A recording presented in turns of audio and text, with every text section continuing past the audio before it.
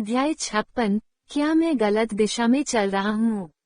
लिन चुक्सिया की आंखें थोड़ी चौड़ी हो गईं जब उसने अपने सामने वांगटेंग के फैले हुए हाथ को देखा। लिन चुहान भी वांगटेंग की अचानक हरकत से चौंक गई थी। वो अपनी छोटी बहन की स्थिति को सबसे अच्छी तरह समझती थी। जो कोई भी उसके 1 मीटर के दायरे में आता, वह प्रभावित होता, सीधे शारीरिक संपर्क की तो बात ही दूर थी। वह वांगटेंग को रोकना चाहती थी, लेकिन लिन चुक्सिया ने पहले ही अपना मुंह खोल दिया। क्या तुम मुझसे नहीं डरते? किस बात का डर? वांगटेंग ने पूछा। अपने चेहरे से डर लगता है। अपने आसपास की हवा से डर लगता है। मेरी तरफ देखो, क्या तुम्हें लगता है कि मैं प्रभावित हूँ? वांगटेंग ने मुस्कुराते हुए पूछा।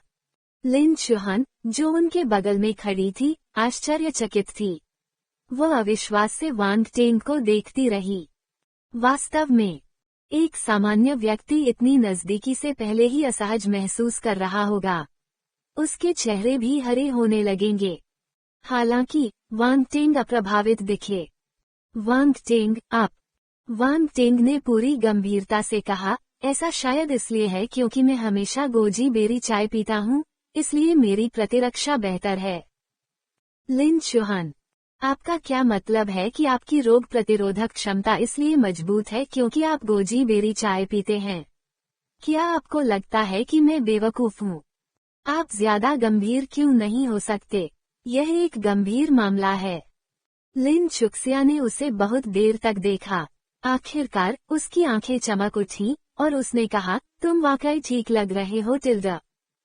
उसने धीरे से अपना हाथ आगे बढ़ाया।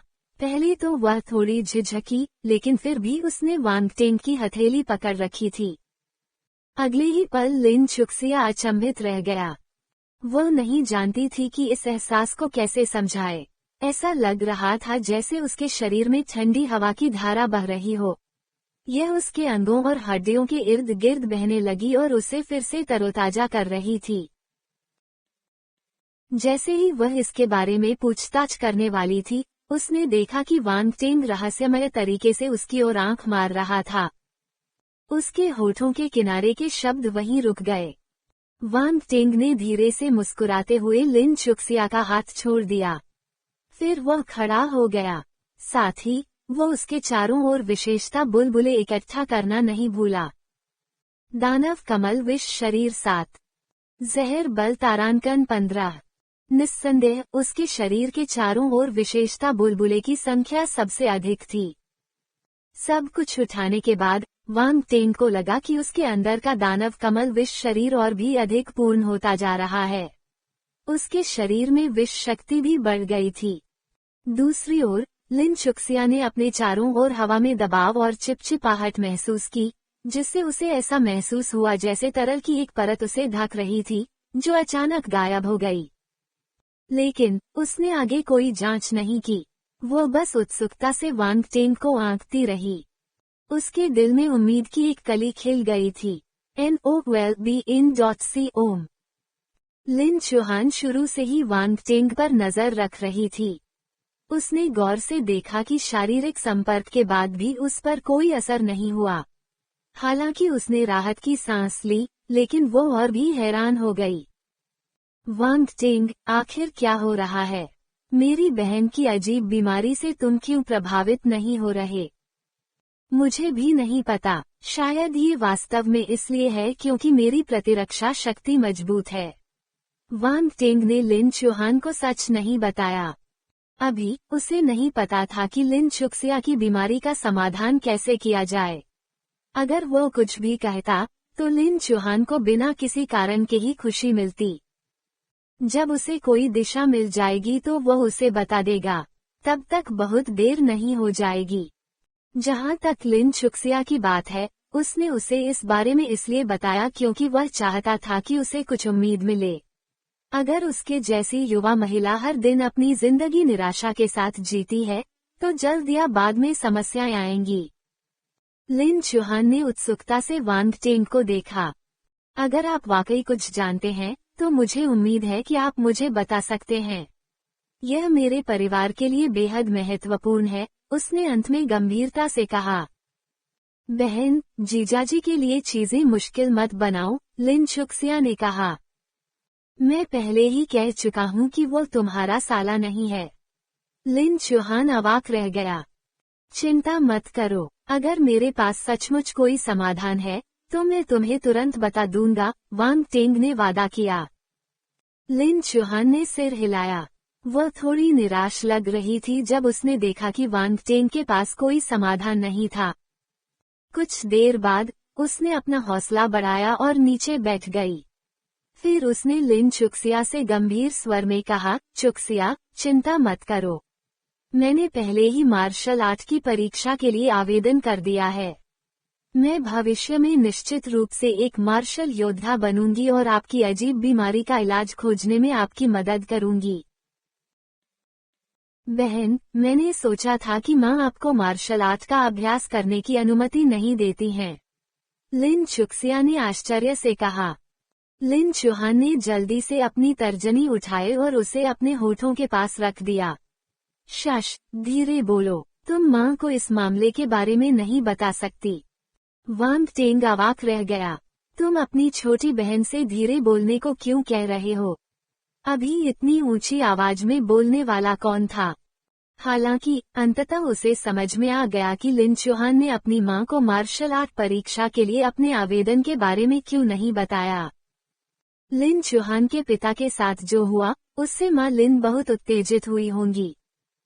एक मां होने के नाते वह अपनी बेटी को अपने पति के पदचिन्हों पर चलने की इजाजत कैसे दे सकती थी?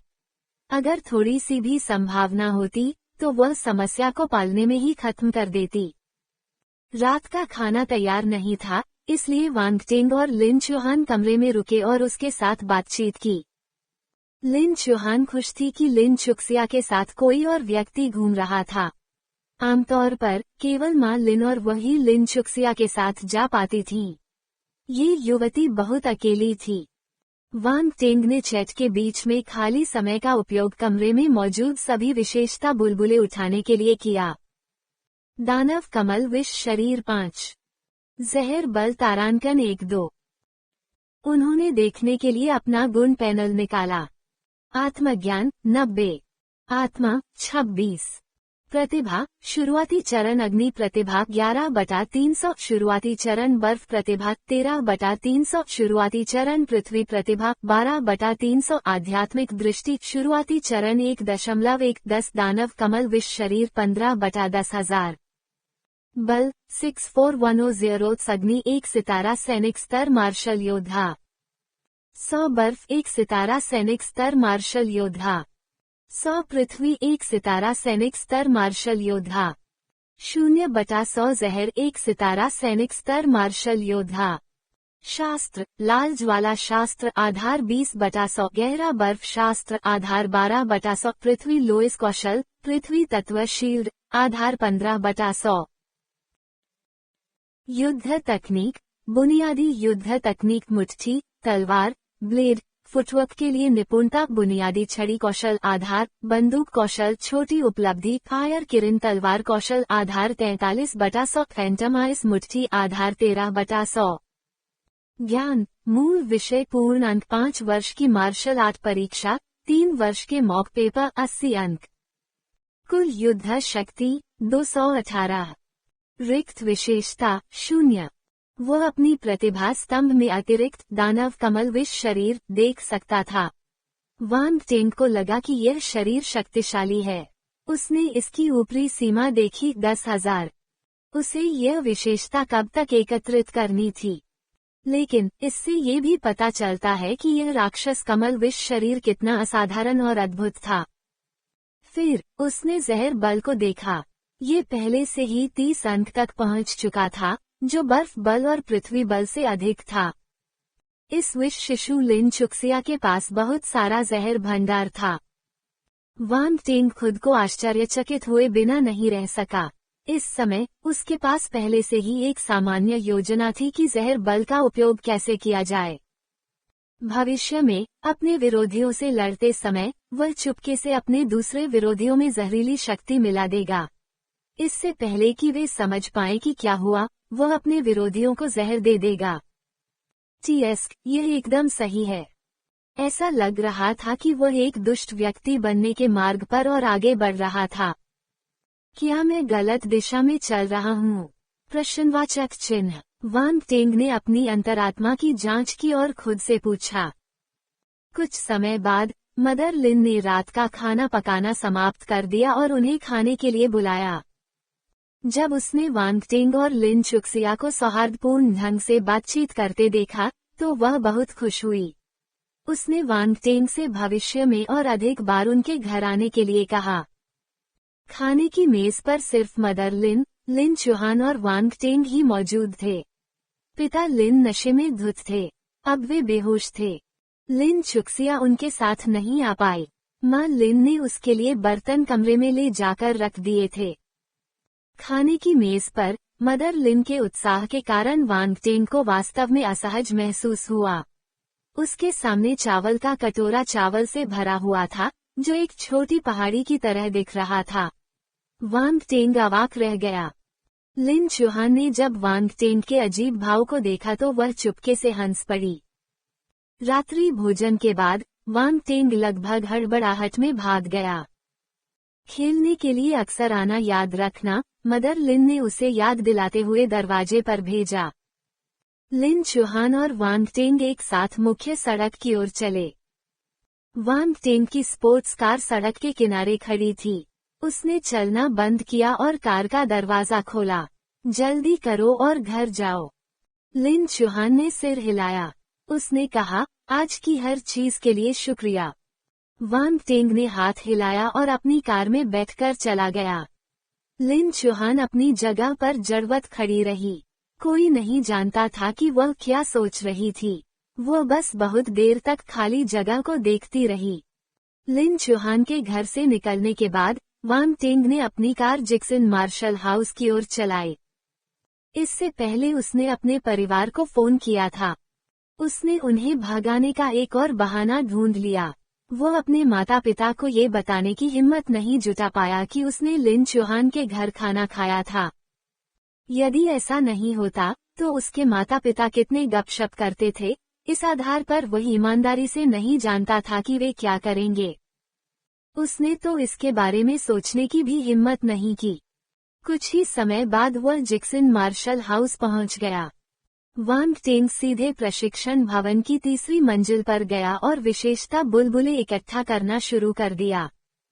एक रात और पिछली रातों के संचय के बाद उनका basic footwork, basic blade skill, basic sword skill और बेसिक फिस्ट स्किल अंततः उपस्थिति ज्ञानोदय चरण तक पहुंच गए थे। अब उसकी मुट्ठी का एक सामान्य घूंसा, उसकी तलवार का वार और उसकी ब्लेड की लहर उपस्थिति के बल के साथ आई।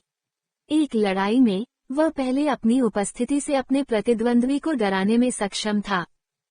यहाँ तक कि उसके पैरों की हरकत भी भ्रम पैदा करने वाली थी। उसकी हरकतों का अंदाजा लगाना और भी मुश्किल हो गया। यद्यपि वे सभी बुनियादी युद्ध तकनीकें थीं, लेकिन एक बार जब वे उपस्थिति ज्ञान चरण तक पहुंच गए तो वे असाधारण क्षमता को उन्मुक्त करने में सक्षम हो गए। वांग टेंग को राहत महसूस हुई। अब उसकी बुनियादी युद्ध तकनीकें चरम पर पहुंच चुकी थीं। अब वो उन्हें और उन्नत नहीं कर सकता था। उसने ये भी महसूस किया कि इन युद्ध तकनीकों के गुण बुलबुले फिर कभी प्रकट नहीं हुए। वह चाहकर भी उन्हें उठा नहीं पाया। हमेशा के लिए अलविदा, मुझे तुम्हारी याद आएगी टिल्डा। इसके अलावा पिछले कुछ दिनों के गुण संग्रह और आज के गुण संग्रह के बाद उनका बेसिक स्टिक कौशल बड़ी उपलब्धि के स्तर पर पहुंच गया। इसके बाद पूर्णता, निपुणता और उपस्थिति ज्ञानोदय होगा। रात 11 बजे वांग टेंग जिक्सन मार्शल हाउस से निकलकर घर लौट आया। उसने ली शियुमेई द्वारा तैयार किया गया खाना खत्म किया और नहाने के लिए ऊपर चला गया। उसे इतना आराम महसूस हुआ कि उसने सांस छोड़ी और आराम करने के लिए लेटने की तैयारी की। अचानक उसकी खिड़की के बाहर से कई दस्तकें आईं। यह क्या है? वांग टेंग उछल पड़ा और अवचेतन रूप से अपनी आध्यात्मिक दृष्टि का उपयोग करके खिड़की से बाहर देखने लगा। वहां नीली रोशनी का एक गोला था। ये शक्तिशाली तो नहीं था, लेकिन ये सचमुच शक्ति का प्रकाश था। मध्यम नीला, यह क्या विशेषता है? वांग टेंग ने राहत की सांस ली। बल का ये स्तर उसके लिए कोई खतरा नहीं था, साथ ही वह भ्रमित भी था। उसने पहले कभी इस रंग में कोई विशेषता नहीं देखी थी। दस्तक, दस्तक, दस्तक। खिड़की के बाहर मौजूद जीव ने अधीरता से खिड़की पर दस्तक दी। मुझे लगता है कि यह कोई पक्षी है, लेकिन ये यहाँ कैसे उड़ाया? वह पूरी तरह सतर्क रहते हुए खिड़की के पास गया। वांग टेंग ने खिड़की खोली। यह एक स्कॉटलैंड गोल चेहरा मोटा चिकन था। पब फ्यूचर द्वारा विज्ञापन। वह थोड़ा चौंक गया। वांग टेंग ने अपनी नजर नीचे की ओर घुमाई और देखा कि इस गोल चेहरे वाले मोटे मुर्गे के पैरों के पास एक आयताकार वस्तु रखी हुई थी। वो वस्तु कसकर पैक की गई थी। पैकेज पर एक पंक्ति लिखी थी, उल्लू डिलीवरी, मिशन गारंटी, वितरण, और इसमें लिखा है मिशन की गारंटी। क्या ये सचमुच मार्शल आर्ट का युग है? क्या इस दुनिया पर जादुई दुनिया का आक्रमण नहीं हुआ है? वांग टेंग को एहसास हुआ कि वो वाकई कुएं में पड़ा मेढक है। उसे होश संभालने में कुछ समय लगा, फिर उसने स्वीकार किया कि यह एक डिलीवरी थी। अचानक उसे कुछ याद आया और उसने जल्दी से अपना फोन निकाला और मालिक, मास्टर लू से संपर्क किया। उसने एक तस्वीर ली और मालिक को भेज दी।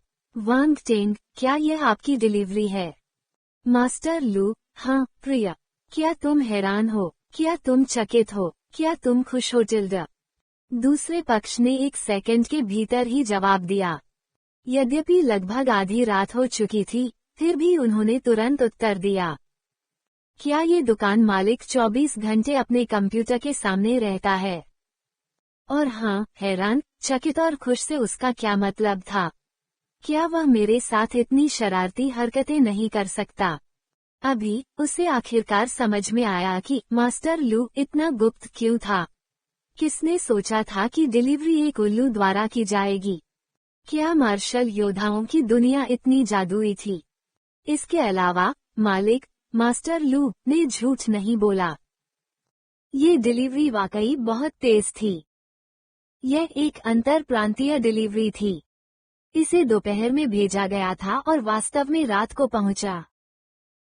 यह अद्भुत था। वांग टेंग ने जवाब दिया, क्या ये गोल चेहरा वाला मोटा चिकन खाया जा सकता है?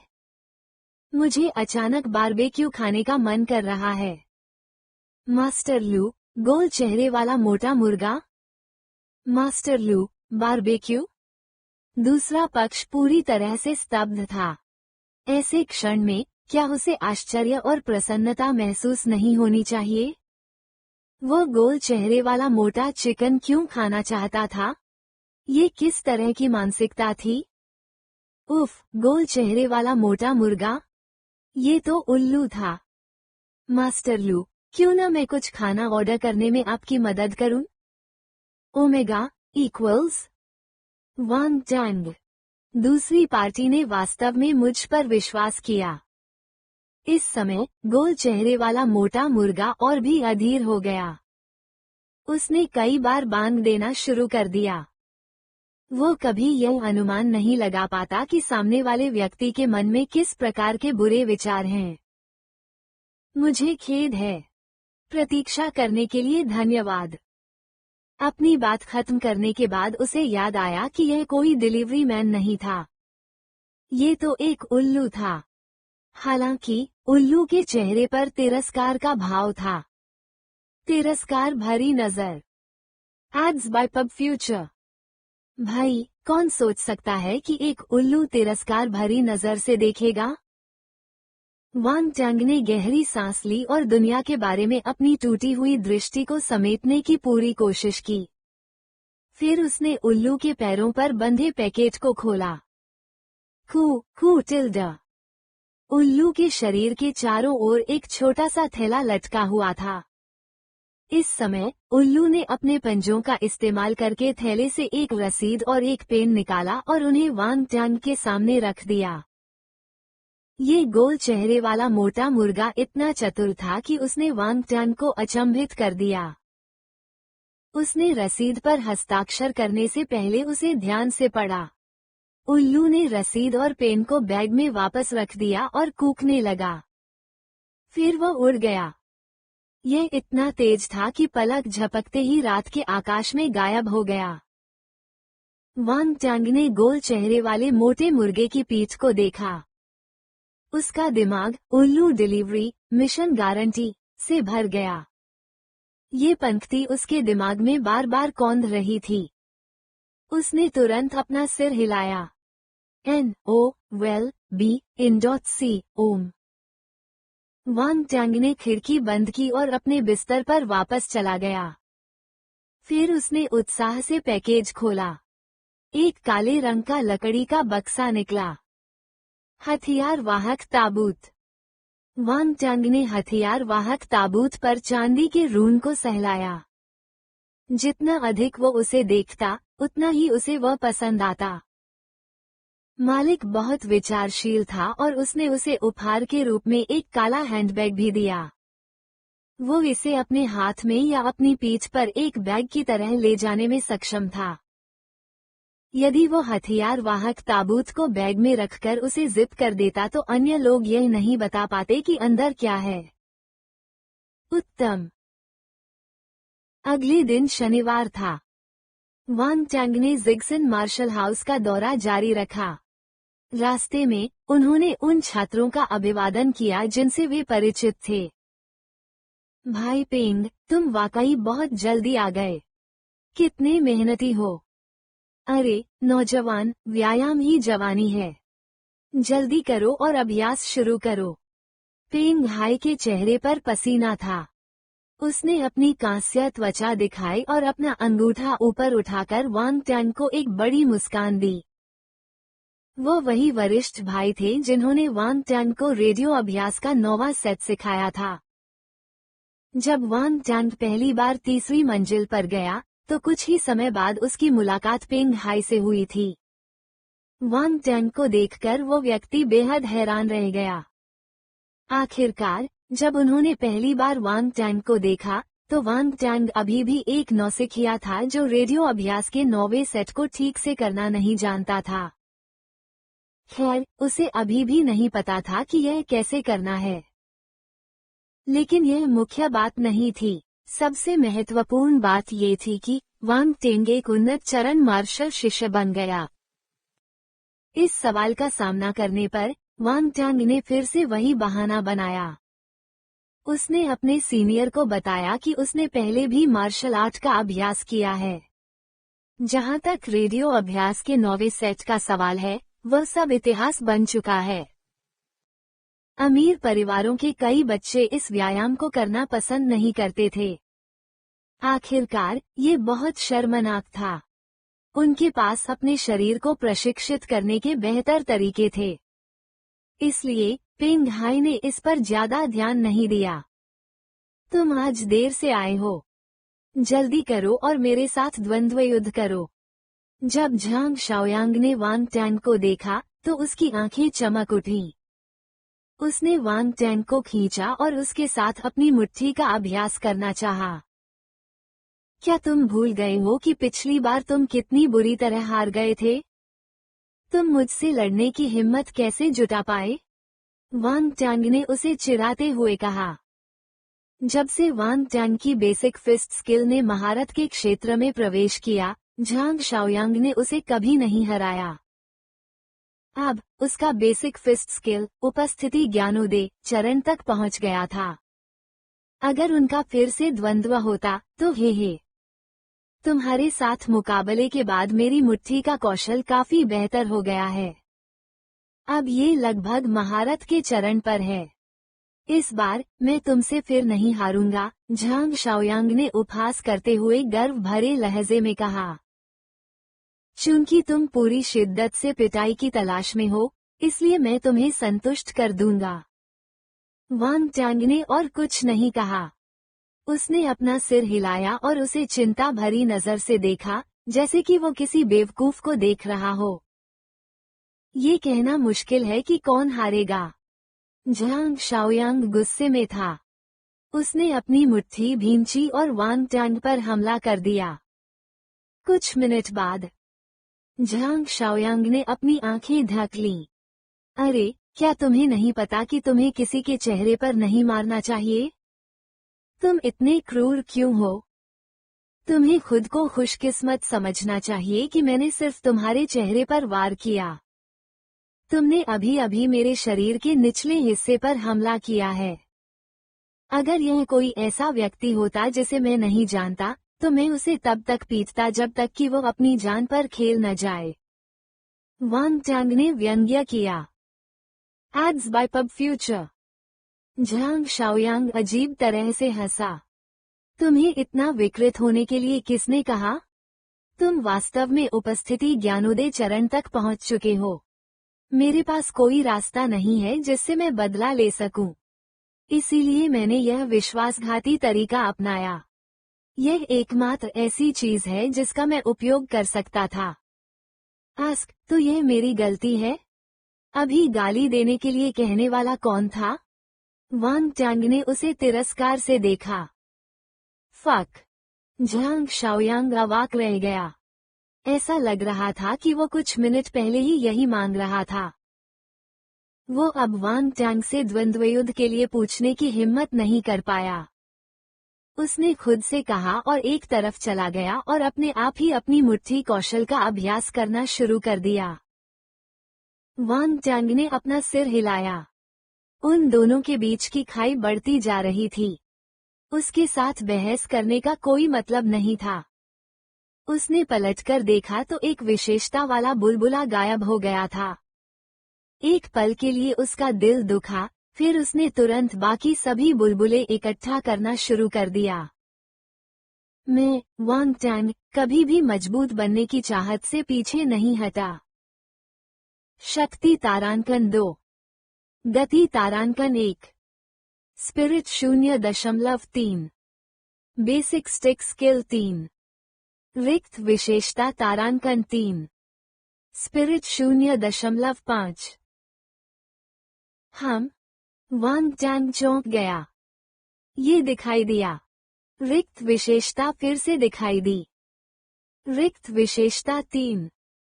वांग टांग ने एक क्षण सोचा और सीधे ही रिक्त विशेषता के 3 बिंदुओं को अपनी आध्यात्मिक दृष्टि में जोड़ दिया। अब तक उसने कभी भी कोई ऐसा गुण नहीं खोजा था जो उसकी आध्यात्मिक दृष्टि प्रतिभा को बढ़ाने में सक्षम हो। इसलिए वो केवल अपनी रिक्त विशेषता का उपयोग कर सकता था। एक दिन बीत गया। सोने से पहले वांग टांग ने विशेषताओं वाला पैनल निकाला। आत्मज्ञान 93, आत्मा 31, प्रतिभा, शुरुआती चरण अग्नि प्रतिभा 11/300, शुरुआती चरण बर्फ प्रतिभा 13/300, शुरुआती चरण पृथ्वी प्रतिभा 12/300, आध्यात्मिक दृष्टि, शुरुआती चरण 1.4, 10, दानव कमल विष शरीर 15/10,000, बल 64/100, अग्नि 1 सितारा सैनिक स्तर मार्शल योद्धा, 100 बर्फ 1 सितारा सैनिक स्तर मार्शल योद्धा, 100 पृथ्वी 1 सितारा सैनिक स्तर मार्शल योद्धा, 0/100 जहर 1 सितारा सैनिक स्तर मार्शल योद्धा।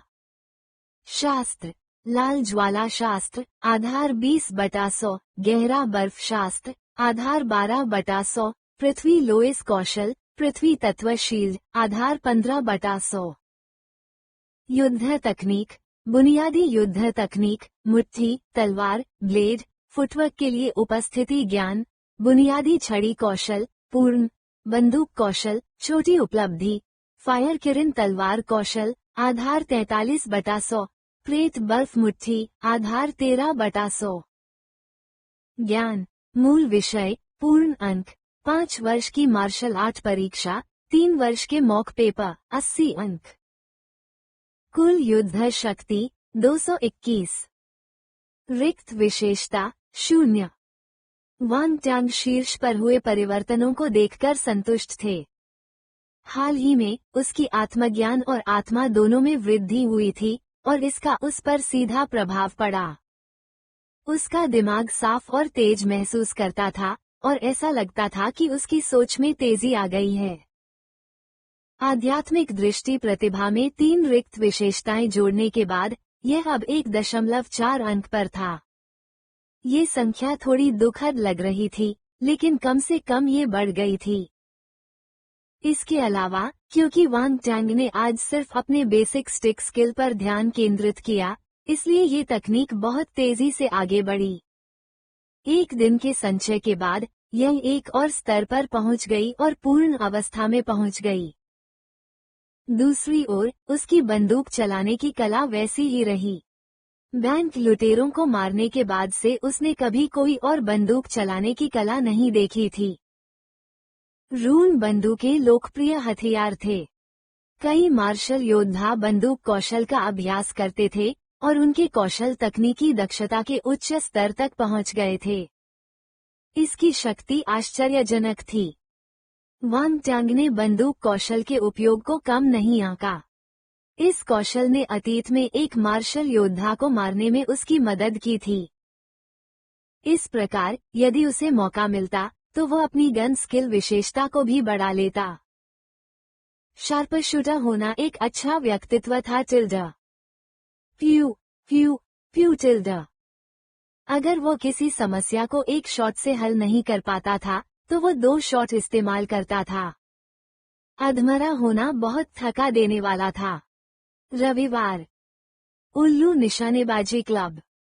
वांग टैंग ने अपनी स्पोर्ट्स कार मुख्य द्वार पर पार्क की और अपनी कार की चाबी दरबान को दे दी ताकि वो अपनी कार पार्क कर सके। फिर वो क्लब की लॉबी में चला गया। आउल मार्क्समैनशिप क्लब समाज के धनी लोगों के लिए एक उच्च श्रेणी का स्थान था। ये डोंगहाई में बेहद मशहूर था।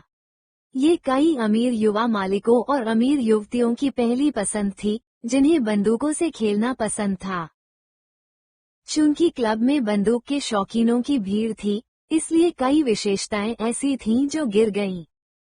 हालांकि उनमें से ज्यादातर रोमांच और उत्साह के लिए यहां आए थे और पेशेवर नहीं थे, लेकिन कुछ ऐसे भी थे जिनके पास असली कौशल था। वांग टैंग आवेदन प्रक्रिया पूरी करने के लिए फ्रंट डेस्क पर गए। उन्होंने पैसे का भुगतान किया और तुरंत क्लब के सदस्य बन गए। स्टाफ ने उनके साथ सम्मानपूर्वक व्यवहार किया। सदस्य बनना कितना अद्भुत अनुभव था। काले रंग की म्यान वाली पोशाक पहने एक सुंदरी के मार्गदर्शन में वांग टैंग लक्ष्य क्षेत्र में पहुंचा। उसने आसपास के वातावरण को देखा और उसके होठों के कोने पर एक मुस्कान उभर आई। कई विशेषता बुलबुले जमीन पर तैर रहे थे। 1 2 3। वांग टैंग को पता था कि उसने अपनी यात्रा व्यर्थ नहीं की। उसने सदस्यता के लिए आवेदन करने में अपना पैसा भी बर्बाद नहीं किया। शीत ड्रेस पहने हुए सुंदरी ने उसे कुछ विवरण समझाया। फिर वांग टैंग ने उसे जाने के लिए कहा। वो खुद उस जगह के आसपास घूमने लगा। बंदूक कौशल तारांकन 2। बंदूक कौशल तारांकन 1। बंदूक कौशल तारांकन 1।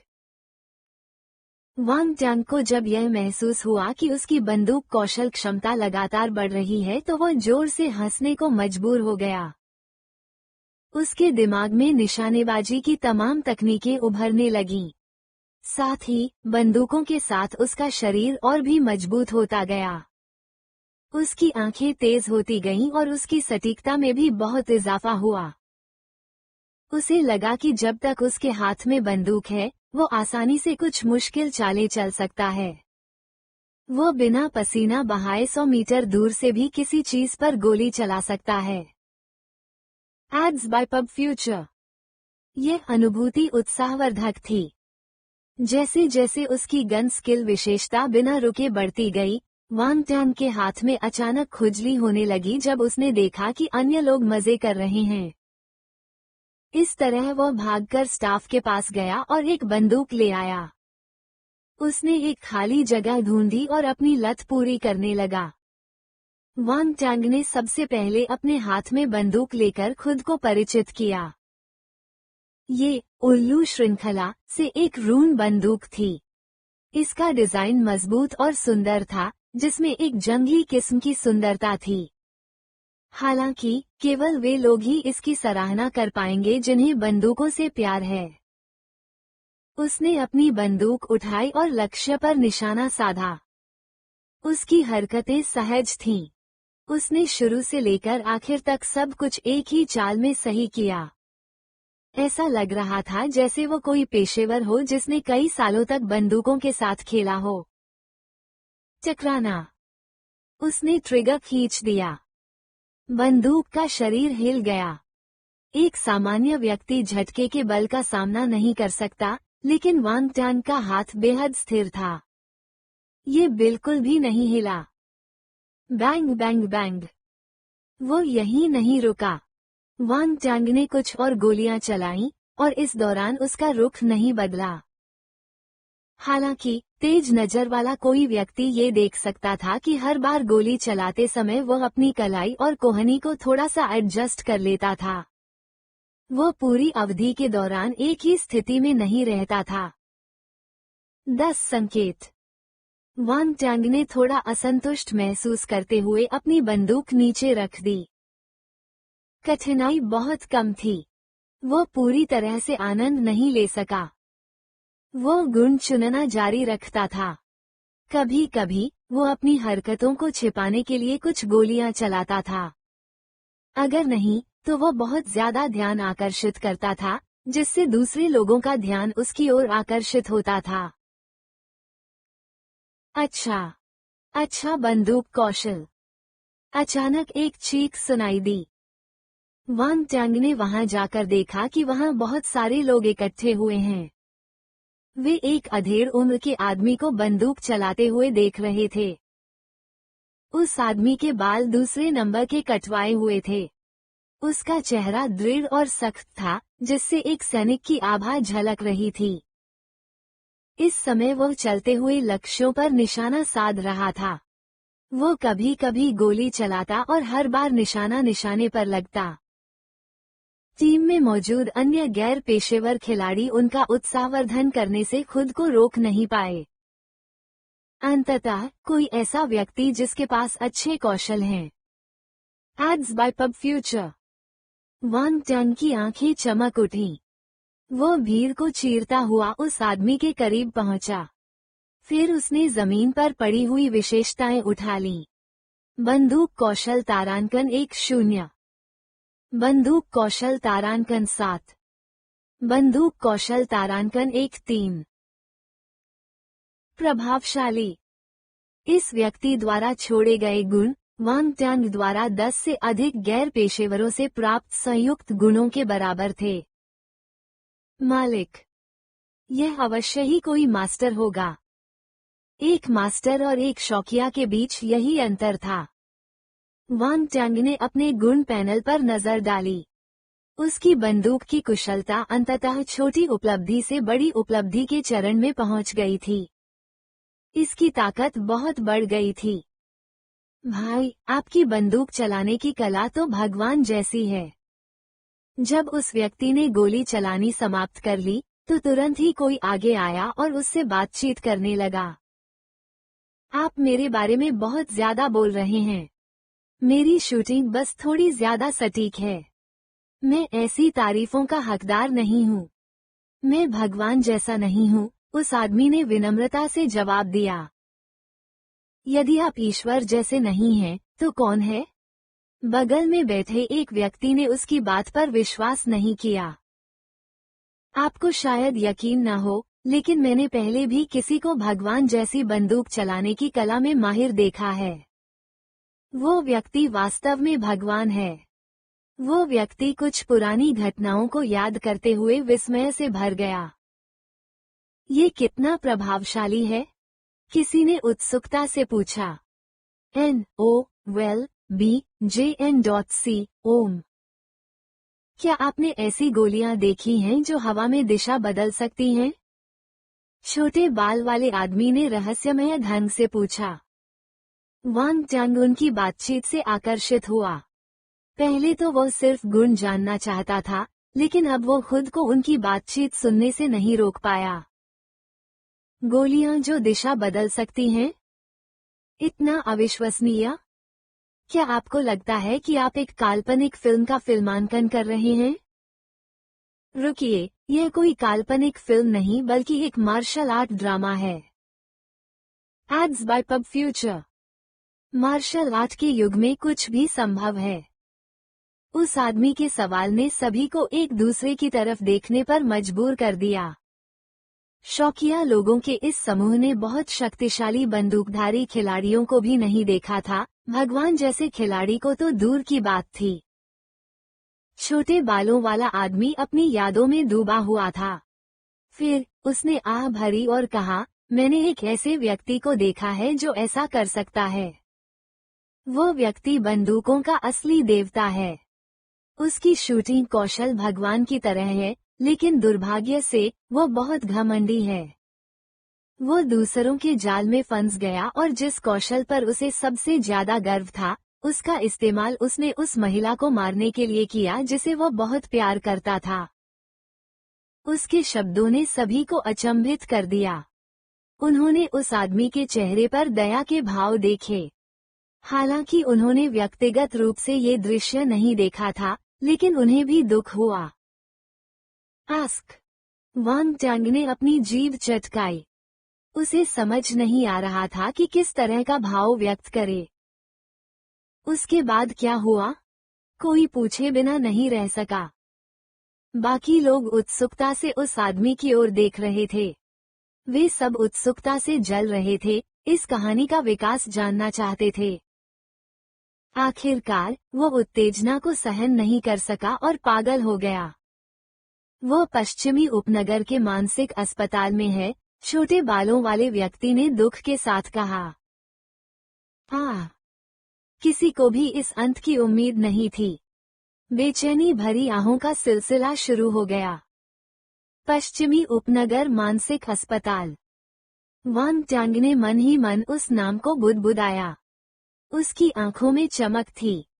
कोई नहीं जानता था कि उसके मन में क्या योजनाएं हैं। दोपहर में अपना खाना खत्म करने के बाद वांग टैंग सीधे पश्चिमी उपनगर के मानसिक अस्पताल चला गया। वो जगह ढूंढना मुश्किल नहीं था। वो अपने जीपीएस के मार्गदर्शन में पश्चिमी उपनगर तक चला गया और आसानी से अपना गंतव्य स्थान पा गया। वांग टैंग ने अपनी कार पार्क की और नीचे उतर गए। उसके सामने एक पुरानी इमारत थी, जो ज्यादातर काले और सफेद रंग की थी। दीवारें धब्बेदार थीं और इमारत के चारों ओर धातु की रेलिंग लगी हुई थी। रेलिंग पर लगा पेंट उखड़ रहा था, जिससे नीचे जंग दिखाई दे रही थी। दीवारों के कोनों में खरपतवार भर गए थे। ऐसा लग रहा था जैसे किसी ने इस जगह को लंबे समय से साफ नहीं किया है।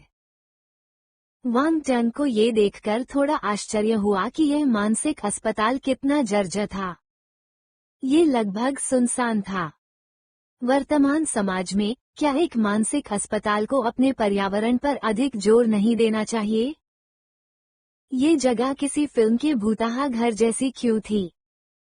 यदि कोई यहाँ लंबे समय तक रहता है, तो वो मानसिक रूप से बीमार हो जाएगा, भले ही वो शुरू में पागल न रहा हो। वांग टैंग अपने भ्रमित विचारों के साथ मानसिक अस्पताल में चला गया। उसे नहीं पता था कि यह उसका भ्रम था या नहीं, लेकिन उसे लगा कि अंदर ठंड और सर्द है। एक योद्धा के रूप में उनकी श्रवण शक्ति एक सामान्य व्यक्ति की तुलना में अधिक तीव्र थी। वो प्रवेश द्वार पर खड़ा था और उसे खाली गलियारे में चप्पल पहने किसी के दौड़ने की धीमी आवाज सुनाई दे रही थी। Tap tap tap. हाँ।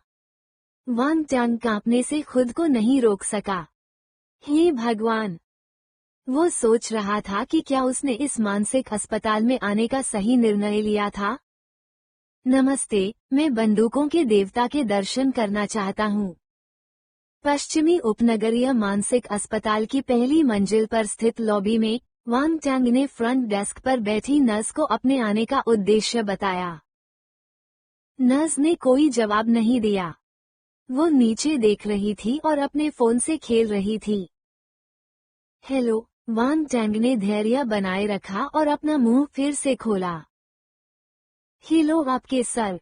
नज ने अचानक अपना सिर उठाया। उसका चेहरा पाई की तरह गोल था और उसकी आंखें सनकरी थीं। वो वांग टैंग को घूर रही थी। चकाचौंध। वांग टैंग। अचानक उसके दिमाग में एक विचार को आंधा। मुझे लगता है कि अगर तुम थोड़ा पतला हो जाओ तो तुम बहुत खूबसूरत दिखोगे। सचमुच? नस की आंखें चमक उठी। बेशक। जो भी मुझे जानता है वो मुझे मिस्टर हम्बल कहता है। आप मेरी बातों पर यकीन कर सकते हैं, वांग टैंग ने ईमानदारी से जवाब दिया। मैं निश्चित रूप से अपना वजन कम करूंगी और सभी को साबित कर दूंगी। यह सही है, सबको साबित करो। सबको साबित कर दो कि मैं पतली होने के बाद भी उतनी ही बदसूरत दिखती हूँ। हा हा हा हा टिल्डा, बड़े चेहरे वाली नज अचानक पागलों की तरह हंस पड़ी। वांग टैंग, क्या इस मानसिक अस्पताल का सारा स्टाफ इतना असामान्य है? वांग टैंग ने नज की तरफ देखा, जो पागलों की तरह हंस रही थी। वो तब तक हंसती रही जब तक कि वह ठीक से सांस नहीं ले पा रही थी। इसी दौरान उसके चेहरे पर लगा पाउडर गिरता रहा। अरे, क्या मैं बंदूक के देवता को देख सकता हूँ? उसने नस के धीरे धीरे रुकने तक प्रतीक्षा की और फिर उससे सावधानीपूर्वक पूछा। बंदूकों के देवता? आप किसकी बात कर रहे हैं? हमारे यहाँ 9 लोग हैं जो दावा करते हैं कि वे बंदूक के देवता हैं। नज ने कहा। वांग टैंग को तुरंत ही सिर में दर्द महसूस हुआ। पब फ्यूचर द्वारा विज्ञापन। एक बार फिर उसे संदेह हुआ कि क्या उसने इस मानसिक अस्पताल में आने का सही निर्णय लिया था या नहीं। वो जिसने गलती से उस महिला को मार डाला जिससे वह प्यार करता था। वांग टैंग ने बोलने से पहले अपने शब्दों पर विचार किया। ओह टिल्डा, आप उस बेचारे, बदकिस्मत आदमी के बारे में बात कर रहे हैं। नस के चेहरे पर कोई भाव नहीं था, लेकिन वो प्रबुद्ध लग रही थी। हाँ, यह वही है। यही है। वांग टैंग ने सिर हिलाया। मुझे खेद है, हमने इस अस्पताल में किसी को भी किसी से मिलने से मना किया है। मोटे चेहरे वाली नज ने अपना सिर नीचे किया और फिर से अपने फोन से खेलना शुरू कर दिया। उद्धरण चिन्ह प्रश्नवाचक चिन्ह प्रश्नवाचक चिन्ह उद्धरण चिन्ह। वांग टैंग को अपने माथे की नसें उभरी हुई महसूस हुई। किसी को भी आने से मना करो? तुमने मुझे पहले क्यों नहीं बताया? ओह, मैंने देखा कि आपको बात करने की तीव्र इच्छा थी, इसलिए मैंने खुद को आपसे थोड़ी देर बात करने के लिए मजबूर किया टिल्डा। नज ने अपना सिर उठाए बिना जवाब दिया। मैं 8% और एम्प तारांकन। अरे यार, अगर मैं मर भी जाऊं तो भी मुझे तुमसे बात करने की कोई इच्छा नहीं होगी। वांग टैंग अपनी शिकायतों से लगभग दम घुटने लगा। मैंने कभी नहीं सोचा था कि मैं, वांग टैंग, इस गोल चेहरे वाली महिला के हाथों में पड़ जाऊंगा। हम्फ। वो गुस्से से चिल्लाया और अपनी आस्तीन ऊपर उछालते हुए चला गया।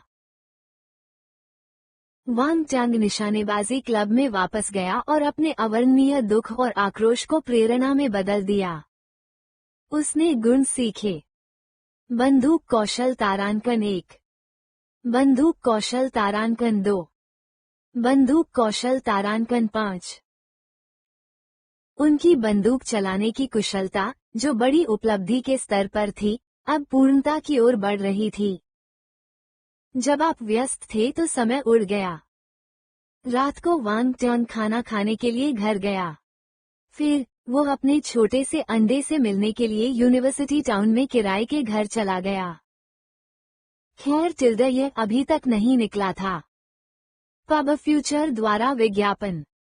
वो निशानेबाजी क्लब में वापस नहीं गया। इसके बजाय वो जिग्सन मार्शल हाउस चला गया। वो रात 11 बजे तक वहीं रहा। इसके बाद वांग टैंग पश्चिमी उपनगरीय मानसिक अस्पताल में वापस चला गया। पश्चिमी उपनगर हमेशा सुनसान रहता था, वहां बहुत कम लोग रहते थे। इस समय इंसानों का कोई नामोनिशान नहीं दिख रहा था। आसपास का माहौल एकदम शांत था, मानो कोई भूताहा शहर हो। वांग टंग को लगा कि ये दिन की अपेक्षा और भी अधिक भयावह था। अंधेरे में मानसिक अस्पताल एक विशालकाय जानवर की तरह था जो जमीन पर लेटा हुआ था और अनजान लोगों के नजदीक आने का इंतजार कर रहा था। फिर वो व्यक्ति को एक ही बार में निगल जाता था। क्या मुझे वापस घर जाना चाहिए? क्या अब वापस लौटने में बहुत देर हो चुकी है? वो थोड़ा डरा हुआ था, लेकिन अपनी खूबियों की खातिर वांग टंग ने गहरी सांस ली और मानसिक अस्पताल में घुस गया। वो दृढ़ था और उसने खुद से कहा कि अब पीछे मुड़ने का कोई रास्ता नहीं है। प्रवेश द्वार पर गार्ड थे, इसलिए वांग टंग केवल दीवारों पर ही चढ़ सकता था। फ्रंट डेस्क पर नस बदल गई थी। अब वो गोल चेहरे वाली महिला नहीं थी। उसकी जगह अब एक पुरुष नर्स था। वो अपनी कुर्सी पर झुककर टीवी पर नाटक देख रहा था। शोर से ऐसा लग रहा था कि यह कोई जापानी विरोधी नाटक है। वांग टंग ने दरवाजे के बाहर आवाज लगाई। पुरुष नर्स ने तुरंत अपना सिर उठाया। कौन है? काफी देर तक कोई जवाब नहीं आया तो नर्स उठकर दरवाजे की ओर चली गई। वांग टंग को उसके कदमों की आहट सुनाई दे रही थी। जैसे ही वो दरवाजे से बाहर निकला, उसने अपनी हथेली से नर्स को बेहोश कर दिया। फिर उसने उस व्यक्ति को एक कोने में खींच लिया और कुछ देर सोचने लगा। फिर उसने नर्स का कोट उतारकर पहन लिया। अंत में उन्होंने मुखौटा पहन लिया। जब वांग टंग ने उसका रूप देखा तो वो अपनी बुद्धिमत्ता के लिए खुद को अंगूठा दिखाने से नहीं रोक सका। कैमरों से बचने के लिए उन्होंने अपना सिर नीचे कर लिया और फ्रंट डेस्क के पीछे बैठ गए। वांग टंग ने मानसिक अस्पताल के आंतरिक रिकॉर्ड की जांच करने के लिए कंप्यूटर खोला। उसे कुछ मानसिक रोगियों के कमरे के नंबर याद हो गए जो उसके लक्ष्य लग रहे थे। दीवार से चाबियों का गुच्छा लेने के बाद वो दूसरी मंजिल की ओर चला गया। गलियारा बेहद शांत था। वांग टंग ने धीरे धीरे चलने की पूरी कोशिश की, लेकिन फिर भी वो कुछ हल्की आवाजें निकाल रहा था। जब शोर उसके कानों में पड़ा तो उसे हल्की ठंड महसूस हुई। पहला लक्ष्य, कमरा 203। वांग टंग कमरे के नंबरों का अनुसरण करते हुए कमरा 203 के प्रवेश द्वार पर पहुंचा। उसने खिड़की से झांका। वहां बिस्तर पर एक व्यक्ति सो रहा था। उसने कमरे की चाबियां ढूंढ ली और दरवाजा खोल दिया। पब फ्यूचर द्वारा विज्ञापन। एक व्यक्ति बिस्तर पर लेटा हुआ था और गहरी नींद में लग रहा था। उसके बगल में हवा में कुछ विशेष बुलबुले तैर रहे थे। मुझे उम्मीद नहीं थी कि ऐसे विशेषता बुलबुले होंगे जो गायब नहीं हुए हैं। वांग टंग की आंखें चमक उठीं। यह एक सुखद और अप्रत्याशित आश्चर्य था।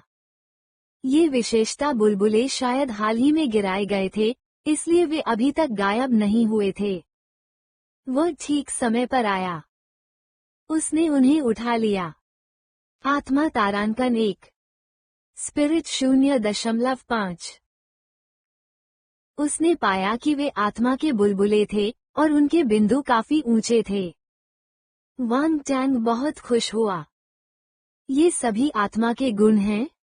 क्या ऐसा हो सकता है कि मानसिक रोगी आत्मा के गुण छोड़ दें? वांग टंग को थोड़ा आश्चर्य हुआ।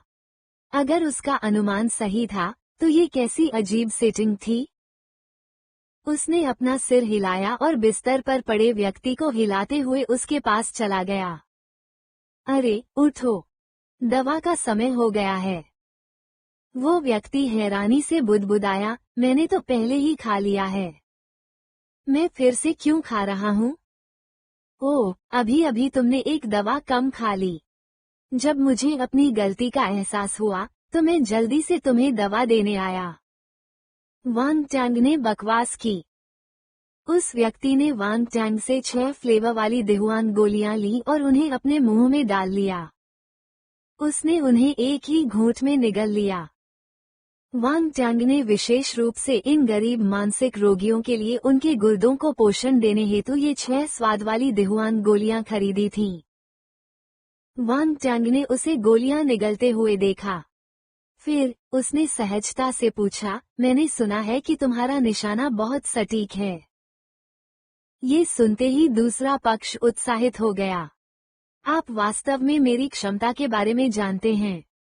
मैं आपको बता दूं, मेरा निशाना वाकई सटीक है। मैं आसमान से हवाई जहाज को नीचे गिरा सकता हूँ। जैसे ही उन्होंने हवाई जहाज की शूटिंग के बारे में बात की, उनके चेहरे पर एक अजीब सी उत्तेजना देखी जा सकती थी। सचमुच? क्या तुम मुझे दिखा सकते हो? वांग टैंग ने पूछा। बेशक, ध्यान से देखो। बोलते बोलते उसने अपनी पैंट उतारनी शुरू कर दी। वो वास्तव में अपनी पैंट उतार रहा था। वांग टैंग। जैसे ही आंखों को परेशान करने वाली कोई घटना घटने वाली थी, वांग टैंग ने जल्दी से अपना हाथ उठाया और उस व्यक्ति को बेहोश कर दिया। मानसिक रोगी सचमुच डरावने थे। हालांकि ठीक उसी समय रोगी से एक और विशेषता बुलबुला गिर गया था। स्पिरिट 0.5 NOVEL-B ओम। शायद उन्हें मानसिक रोगी को अपना प्रदर्शन थोड़ी देर और जारी रखने देना चाहिए था। टैंग ने जल्दी से अपने मन से छवि को निकाल फेंका। वो छवि इतनी सुंदर थी कि उसने उसके बारे में सोचने की हिम्मत नहीं की। वो उस तरह की छवि को देखने के बजाय आत्मा के गुण को त्यागना पसंद करेगा। उसकी आंख में फोड़ा हो जाएगा। उसने दरवाजा बंद कर लिया और अगले देवता समान निशानेबाजी रोगी की तलाश जारी रखी। वो व्यक्ति अभी भी जमीन पर लेटा है या नहीं, इससे मेरा कोई लेना देना नहीं है। 07-208। अगला कमरा 209 था। हालांकि जब वो कमरा 208 के पास गया तो अंदर की लाइटें जल रही थीं। वांग टैंग ने अचानक एक परिचित व्यक्ति को देखा, बड़े चेहरे वाली नाज। वो वार्ड में क्यों थी? वांग टैंग हैरान था। क्या ऐसा हो सकता है कि क्या वो वास्तव में एक मरीज थी जो दिन में चुपके से बाहर आई और फ्रंट डेस्क पर नर्स होने का नाटक किया? उन्होंने एक मानसिक रोगी से बहुत देर तक बातचीत की थी। वांग टैंग को अचानक बहुत असहज महसूस हुआ। पूरा मानसिक अस्पताल एक बुरी आभा में डूबा हुआ लग रहा था। यह आभा धीरे धीरे और चुपचाप उसे अपने घेरे में ले रही थी। मैं कितना बदकिस्मत हूँ, उसने मन ही मन कोसा। वांग टैंग को इस मामले की और जांच करने की कोई इच्छा नहीं थी, इसलिए वह कमरा नंबर 209 में आया और दरवाजा खोला। वो सीधे अंदर चला गया। प्यू प्यू प्यू, एक आदमी कमरे में हवा में गोलियां चला रहा था। आप कौन हैं? क्या मेरे प्लाटून लीडर ने आपको मुझे मजबूती देने के लिए कहा है? उसने वांग टैंग को देखते ही उत्साह से पूछा।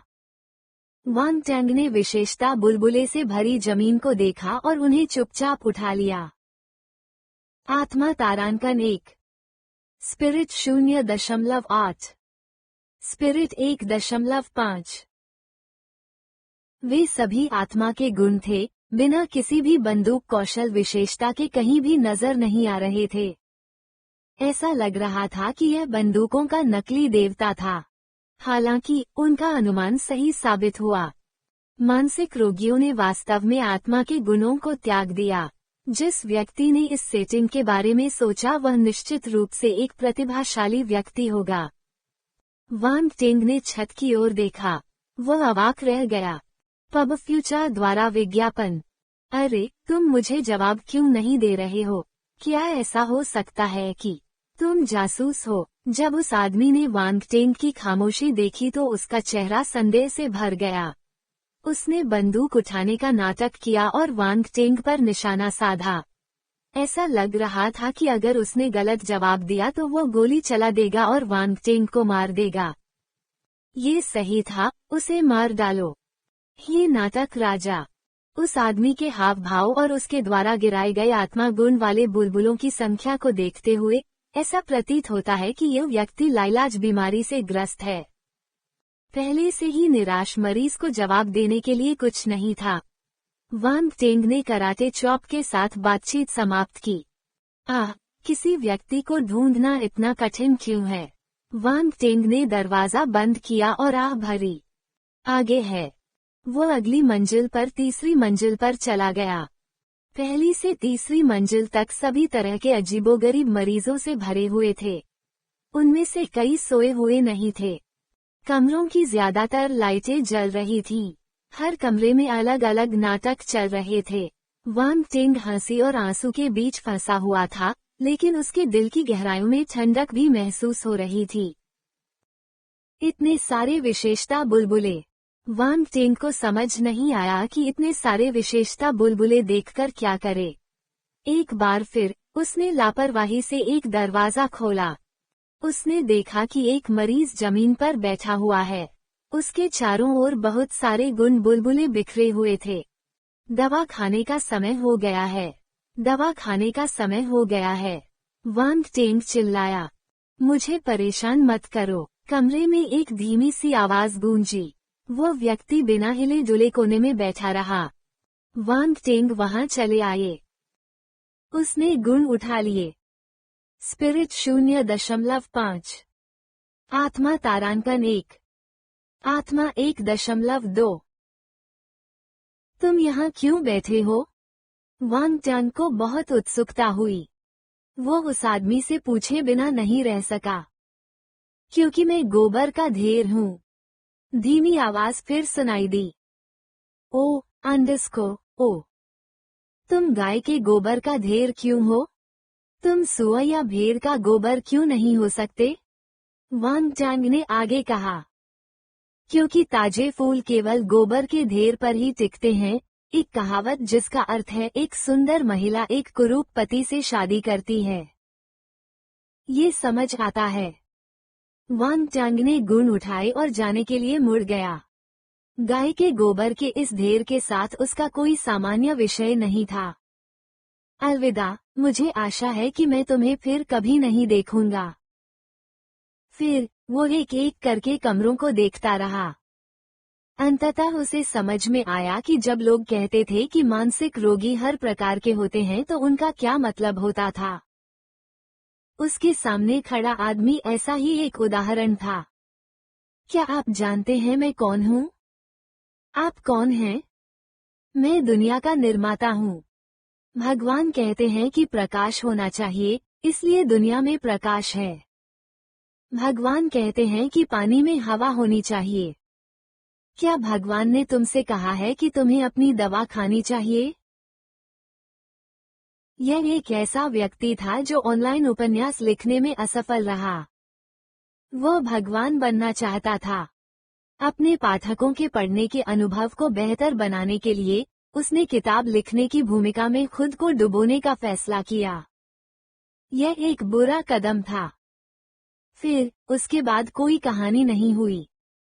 अब वो इस मानसिक अस्पताल में अपना भगवान हो सकता था। वो हर साल लाखों कमाने वाला कोई लोकप्रिय लेखक नहीं था। अमीर युवतियों से शादी करना अब उसके लिए कोई मायने नहीं रखता था। अगला, एक रोगी जो बुतपरस्ती से ग्रस्त है। वो एक तकिया को गले लगा रहा था जिस पर एक एनीमे सुंदरी थी। वो तकिया को चाटते हुए उसे रगड़ता रहा। वो सुंदर एनीमे चरित्र के साथ पागलपन भरी बातें भी कर रहा था। जापान आपके लिए एक एनिमी सुंदरी का ऋणी है। आमीन, मुझे आशा है कि सूर्य आपकी रक्षा करेगा। अगला, मेरा क्षितिज सचमुच विस्तृत हो गया है। वांग टेंग ने मन ही मन विलाप किया। अंततः वो अंतिम उम्मीदवार के दरवाजे के बाहर पहुंचा। यदि यह बंदूकों का असली देवता नहीं था तो निश्चित रूप से उसे सुबह छोटे बाल वाले आदमी ने मूर्ख बनाया होगा। हालांकि मैंने इस वजह से आत्मा के गुण इकट्ठा करने की जगह खोज ली, फिर भी मैं मूर्ख बना रहा। मैं इसे बर्दाश्त नहीं करूंगा। उसने दरवाजा खोला। कमरे में बिस्तर के किनारे एक आदमी बैठा था। उसके लंबे काले बाल थे जो इंस्टेंट नूडल हेयर स्टाइल की अच्छी नकल थे। उसकी दाढ़ी बिना काटी हुई थी और उसकी निगाहें उदास थीं। उसका चेहरा भारी लग रहा था। आकर्षक। वो बहुत ही सुंदर और करिश्माई व्यक्ति था। अन्य मानसिक रोगियों की तुलना में यह व्यक्ति बहुत सामान्य लग रहा था, इतना सामान्य कि ऐसा लग रहा था कि वो यहाँ का नहीं है। हालांकि वांग टंग ने अपनी सतर्कता को सर्वकालिक उच्च स्तर पर पहुंचा दिया। एक मानसिक रोगी जितना सामान्य दिखता है वो उतना ही खतरनाक होता है ना? नमस्ते, वांग टंग ने सावधानी से पूछा। नमस्ते। आदमी ने अपना सिर उठाया। उसकी आवाज कर्कश थी, लेकिन किसी कारण से कोई उसके स्वर में गर्मजोशी और कोमलता को सुन सकता था। उन्होंने वांग टंग को आंका और कहा, आप यहाँ कर्मचारी नहीं हैं। मैं आया। मुझे पता है। लेकिन मुझे मत बताओ। मैं पागल हो सकता हूँ। मैं खुद को नियंत्रित नहीं कर सकता। उसे पता लग रहा था कि वांग टंग क्या कहना चाहता था। इससे पहले कि वांग टंग बोल पाता, उसने उसे रोक दिया। तुम्हें क्या नहीं बताऊं? भाई, क्या तुम कुछ संकेत दे सकते हो? नहीं तो मैं कैसे अनुमान लगाऊं? वांग टंग अवाक रह गया। अंत में उसने कुछ नहीं कहा। लेकिन वह पहले से ही जानता था कि यह वही आदमी है जिसे वह ढूंढ रहा था। जिस बात का उल्लेख नहीं किया जा सकता। यदि वो बंदूकें नहीं थीं, तो वो महिला होनी चाहिए जिससे वह प्यार करता था। ये बात तय करना थोड़ा मुश्किल है। अगर मैं ये कह भी नहीं सकता, तो मैं और क्या कर सकता हूँ? अगर उसकी बीमारी नहीं बढ़ती, तो यह आदमी आम आदमी से अलग नहीं है। मैं उसे धोखा नहीं दे सकता। वांग टंग को एहसास हो गया था कि यह आदमी कोई आम इंसान नहीं है। कम से कम जब वो उसके सामने था, तो उसे खतरे का एहसास हुआ। यदि वो इस व्यक्ति के साथ वैसा ही व्यवहार करता जैसा उसने अन्य रोगियों के साथ किया था, तो संभवतः उसकी मृत्यु भयानक होगी। लगता है आज तुमने बेकार की यात्रा की। आदमी मुस्कुराया और पूछा, क्या तुम्हारे पास सिगरेट है?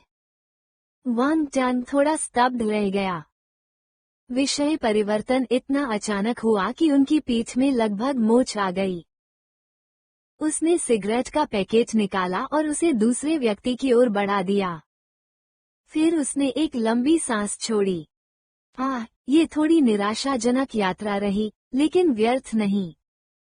उस आदमी ने सिगरेट जलाई और पैकेट वापस वांग टंग को दे दिया। वांग टंग निराश हो गया था, इसलिए उसने भी सिगरेट जला ली। दोनों ने वार्ड में ही सिगरेट पीना शुरू कर दिया। बुरा नहीं है।